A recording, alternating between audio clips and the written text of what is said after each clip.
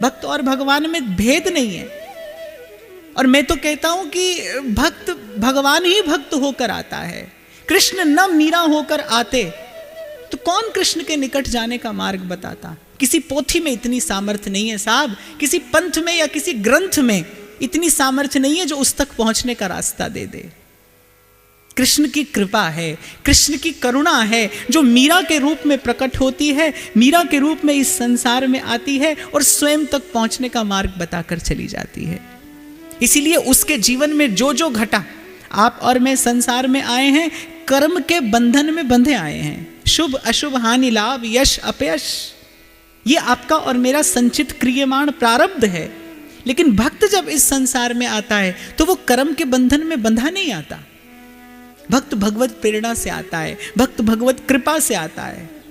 इसलिए उसके जीवन की एक एक घटना, उसके जीवन की एक एक क्रिया, उसके जीवन का प्रत्येक उद्देश्य, उसकी एक एक श्वास, एक एक स्पंदन आपको मालूम पड़ता हो कि आपके और मेरे जैसा है, लेकिन वस्तुतः वो ऐसा होता नहीं। आप और मैं कर्म से नियंत्रित हैं और भक्त भगवत कृपा से नियंत्रित होता है।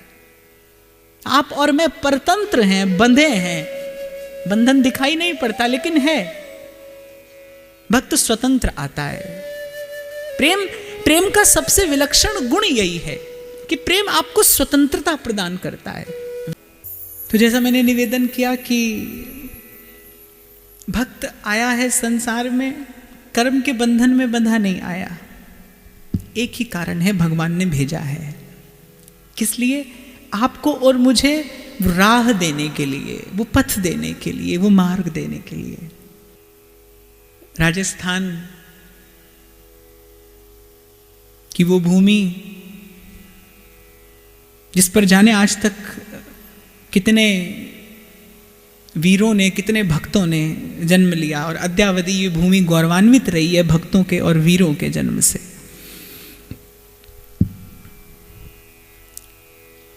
और वहां का एक छोटा सा प्रांत मेवाड़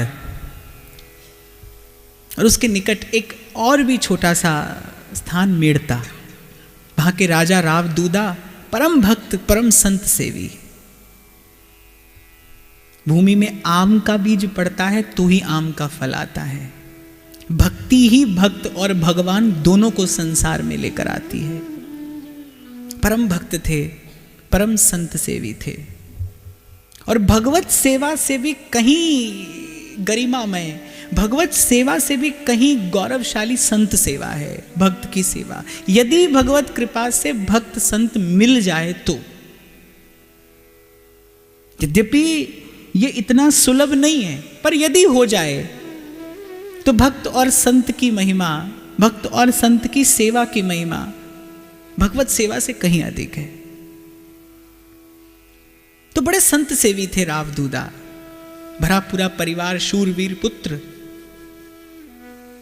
जो राजपूती गौरव होना चाहिए वो सब था, भरपूर सब दृष्टिकोण से। मंझले पुत्र कि यहां शरद पूर्णिमा के दिन मध्याह्न के समय मीरा जी का प्राकट्य हुआ। और वस्तुतः मीरा जी का नाम मीरा नहीं, मीरा का नाम मिहिरा है। सूर्य को हिंदी में मिहिर कहते हैं। जिस समय मीरा जी का प्राकट्य हुआ उस समय मध्याह्न का सूर्य चमक रहा था, इसलिए नाम मिहिरा रखा गया। वो समय के साथ साथ शब्द में, उच्चारण में थोड़ा सा परिवर्तन हुआ और मिहिरा मीरा हो गई, पर मीरा जी का वस्तुतः नाम मिहिरा है। एक तेजस्विनी स्त्री एक साधारण सा वस्त्र ओढ़कर भी अपना आभा मंडल ऐसा निर्मित कर लेती है कि किसी की दृष्टि उठाने की सामर्थ्य नहीं होती उसकी ओर। बिल्कुल ठीक ऐसे भक्त होता है। हो सकता है उसके पास, और मुझे तो ऐसा लगता है भक्तमाल में जितने भक्तों का उदाहरण मैंने देखा है, बहुत कम भक्त आपको ऐसे मिलेंगे जिनको भगवान अत्यधिक संसार देते हो। भक्तों को भगवान बहुत संसार नहीं देते, बचा कर रखते हैं, संभाल कर रखते हैं। कबीर कुछ अनुभव करके ही बोलते होंगे कि दुख में सुमिरन सब करे, सुख में करे न कोई। जो सुख में सुमिरन करे तो दुख काहे को होए। सतत श्री कृष्ण का संग सानिध्य सामीप्य प्राप्त करने वाली राजमाता कुंती ने भी कुछ सोचकर मांगा होगा कि प्रभु आप मुझे दुख ही दिए रहना। क्यों? क्योंकि मैंने अपने आप को देख लिया है कि सुख आते ही आप भूलने लगते हैं। जीवन में जैसे ही सुख के क्षण बढ़ते हैं आपका विस्मरण होने लगता है, आपकी विस्मृति होने लगती है। जीव का स्वभाव है, आपका मेरा स्वभाव है। तो यदि प्रभु को भजन कराना हो तो बहुत अधिक सुख, बहुत अधिक सुविधा प्रभु नहीं देंगे। और प्रारब्ध से यदि मिलेगी, आपके संचित कर्म से यदि आपको संसार का सुख और वैभव मिलेगा, फिर प्रभु कृपा करके सुमति साथ में देंगे, फिर प्रभु कृपा करके सत्संग सेवा और सुमिरन साथ में देंगे। सिलसिले मार्ग पर फिसलने का भय अधिक होता है, चिकने पत्थर पर फिसलने का भय अधिक है। बजाय पथरीले मार्ग से कोई फिसलता है तो सिलसिले मार्ग पर अधिक फिसलता है। भगवान बहुत अधिक अनुकूलता आने ही नहीं देते। लेकिन यदि भगवान की भक्ति हृदय में है तो समस्त सद्गुण स्वतः आते हैं भक्ति महारानी की सेवा में उपस्थित होने के लिए। बिल्कुल ठीक ऐसा मीरा जी के साथ भी हुआ। मैंने निवेदन किया, फिर करूंगा, कि मीरा जी का जन्म किसी कर्म के बंधन में बंध कर नहीं हुआ। मीरा के रूप में कृष्ण प्रेम अवतरित हुआ है, कृष्ण प्रेम प्रकट हुआ है। इस संसार को प्रेम का उजास देने के लिए, प्रकाश देने के लिए, इस संसार को प्रेम से आलोकित करने के लिए। जब भगवान गीता में कहते हैं ना, तदात्मानं सृजाम्यहम्, कि मैं अपने आत्म स्वरूप का सृजन करता हूं फिर उसे संसार में भेजता हूं, तो ये भक्त हैं, ये भगवान के आत्म स्वरूप हैं। यही आते हैं पुनः पुनः संसार में और संसार को, संसार की गिरती हुई चेतना को, संसार की मरती हुई चेतना को फिर से एक जीवन दान देकर चले जाते हैं, फिर से ऊर्जान्वित करके चला जाता है जब संत आता है।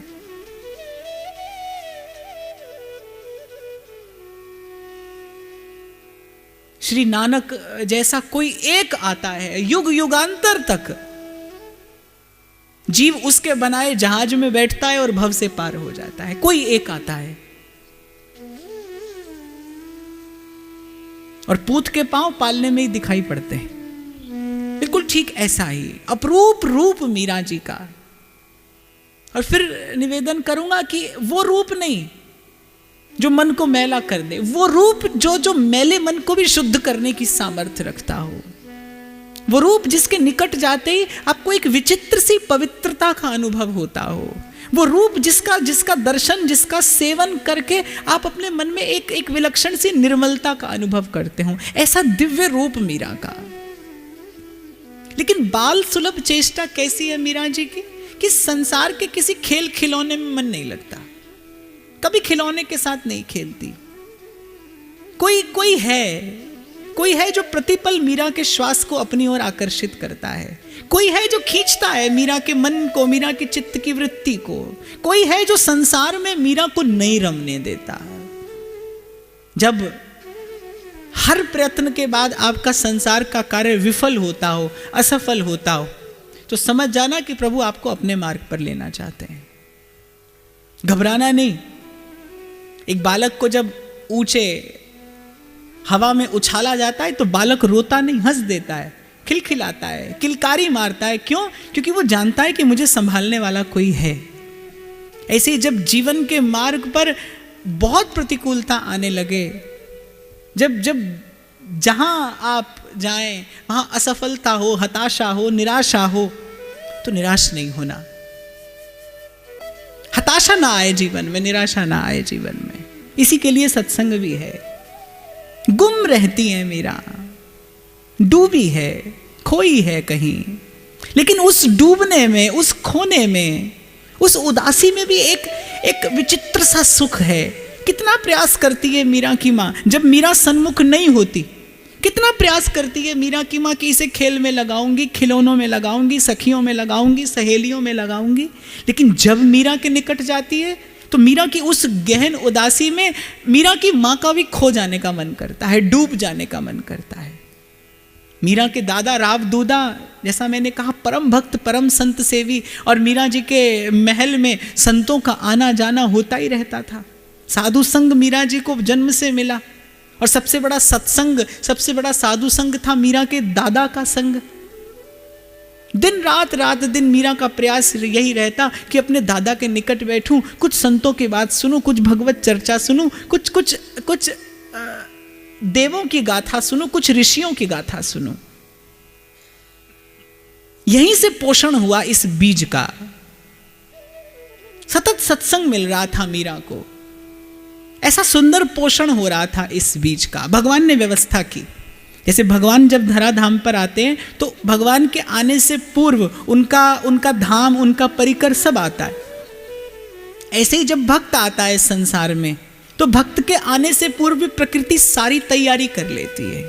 भक्त को कब, कहां, किस प्रकार, कौन सी लीला करके प्रभु की लीला में सहयोगी होना है, भगवान की अघटन घटना पटीयसी लीला शक्ति सब संरचना करती है, सब निर्माण कर लेती है। एक बार राव दूदा के मन में इच्छा हुई तीर्थ यात्रा पर जाने की। मीरा ने हट किया कि मैं भी चलूंगी। डाकोर जी जा रहे थे रणछोड़ राय जी का दर्शन करने, गुजरात में ये स्थान है। मार्ग में मीरा ने चलते चलते एक प्रश्न पूछा कि दाता हुक्म, कुछ दिन पहले महल में एक संत पधारे थे, आप भी बैठे थे, मैं भी बैठी सुन रही थी। उन संत ने रामायण की एक चौपाई गाकर सुनाई थी। कौन सी बेटा, तुम्हें स्मरण है? हाँ, मुझे बिल्कुल ठीक ठीक स्मरण है। उन्होंने कहा था, हरि व्यापक सर्वत्र समाना, प्रेम ते प्रगट हो ही मैं जान। कि भगवान सर्वत्र समान रूप से व्याप्त हैं। यदि भगवान सर्वत्र समान रूप से व्याप्त हैं तो फिर आप और मैं किसी स्थान, किसी तीर्थ विशेष पर उनका दर्शन करने क्यों जा रहे हैं? 4 साल की मीरा, और मुख से ऐसा प्रश्न सुनकर मीरा के दादा अचंभित हो गए कि एक 4 वर्ष की बालिका और मुझसे ऐसा गहन प्रश्न पूछती है, क्या उत्तर दूं इसे? दादा ने टाल दिया। बोले, बेटी संध्या समय स्नान करने के बाद, संध्या वंदन करने के बाद, विश्राम करने के बाद मैं तुम्हें इसका उत्तर दूंगा। संध्या हुई, मीरा जी एक नदी के तट पर उनका शिविर लगा था, मीरा जी ने स्नान किया, संध्या वंदन कर रही थी कि मीरा की दृष्टि एक संत पर पड़ी जो उस जल स्तोत्र के उस पार ध्यान मग्न थे। मीरा को बड़ा आकर्षित किया उस योगी की मुद्रा ने। हमारे यहाँ पर आज तो संस्कारों के लिए स्थान नहीं रह गया, नहीं तो हमारे यहाँ पर पहले बालक का जन्म होता था, नामकरण संस्कार के कुछ काल बाद एक संस्कार होता था जिसे अन्नप्राशन कहते थे। बालक को बीच में बैठाकर उसके चारों ओर भिन्न भिन्न प्रकार की सामग्रियां रख दी जाती थी। उसमें सांसारिक वस्तुएं भी होती थी, उसमें आध्यात्मिक वस्तुएं भी होती थी, उसमें धार्मिक वस्तुएं भी होती थी, और बीच में बालक को बैठा दिया जाता था और बालक को स्वतंत्र छोड़ दिया जाता था कि बालक सबसे पहले जाकर किस वस्तु को उठाता है। बालक की रुचि, बालक का संस्कार मालूम पड़ता था यहां से।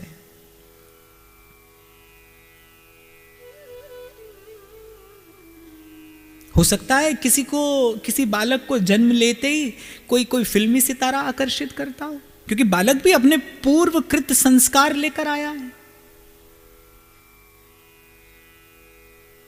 मां ने जो चिंतन दिया होगा बालक को गर्भ में, बालक वही लेकर तो बाहर आएगा।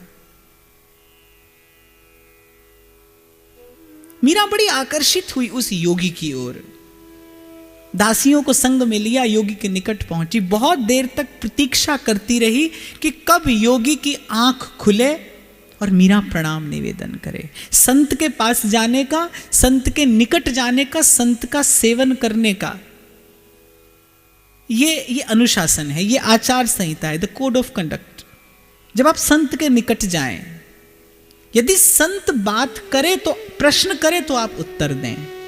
यदि संत मौन हो तो उसके मौन की प्रतीक्षा करनी चाहिए, उसके मौन का आनंद लेना चाहिए। एक घड़ी आधी घड़ी, आदि से भी आध, और तुलसी संगत साध की कटे कोटि अपराध। तुलसी ये कहते हैं संत के संग की महिमा। लेकिन हमारे जीवन में तो कोई परिवर्तन दिखाई नहीं पड़ता, दूर दूर तक दिखाई नहीं पड़ता, जीवन बीत जाता है। मैं एक जीवन की बात करता हूं और कबीर कहते हैं माला फेरे तो जुग भया। खैर,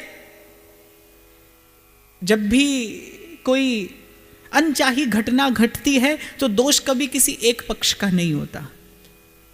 दोष मेरा भी है, हमारा भी है, जो लोग इस स्थान पर बैठे हैं। हमने गरिमा धूमिल की है संतों की।